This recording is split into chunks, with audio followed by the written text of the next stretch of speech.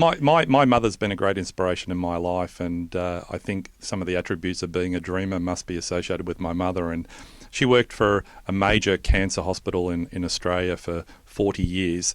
And I went up to her one day and I said, look, I can't solve cancer, but I can raise money. And I want to raise $1 million for cancer for you and for the hospital, of course.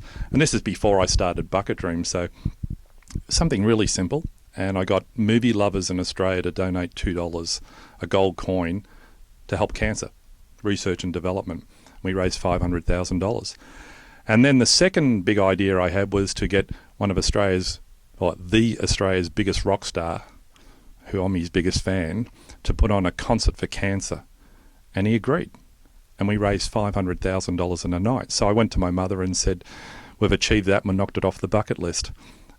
Forward wind to 2010 Christmas Day, I interviewed my mother, who was 75.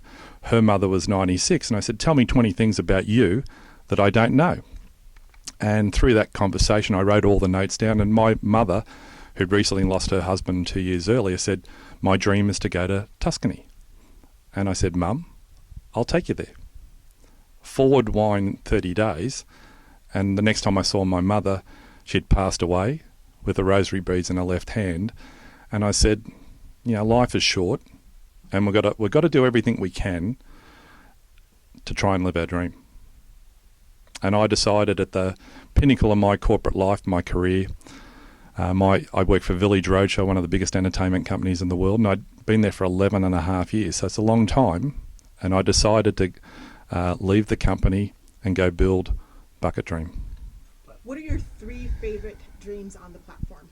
My 3 favourite dreams on the platform, well, I have so many conversations with so many people every day. But I had a young fellow in Melbourne, Australia, who was 12 years of age, and he came up to me and we were talking about Bucket Dream, and he said, is the Terracotta Warriors on your bucket list? So we researched together and I said no. But it was so, when I saw it, I thought, I've got to put that on my bucket list. And that was something that I got inspired by a teenager. Secondly, I've met a great friend from England who we both have a passion for golf.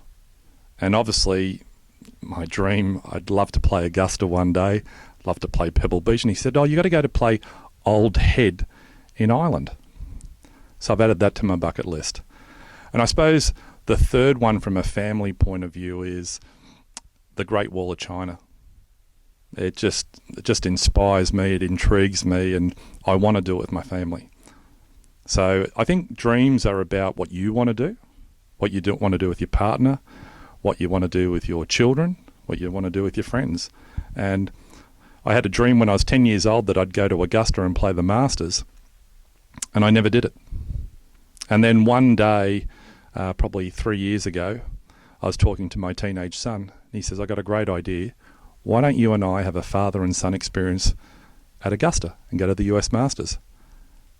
And we did. And I think when I pass away, that my son will look at me and I'll look at him. And that will be one of the last memories that I have. Don't tell my wife.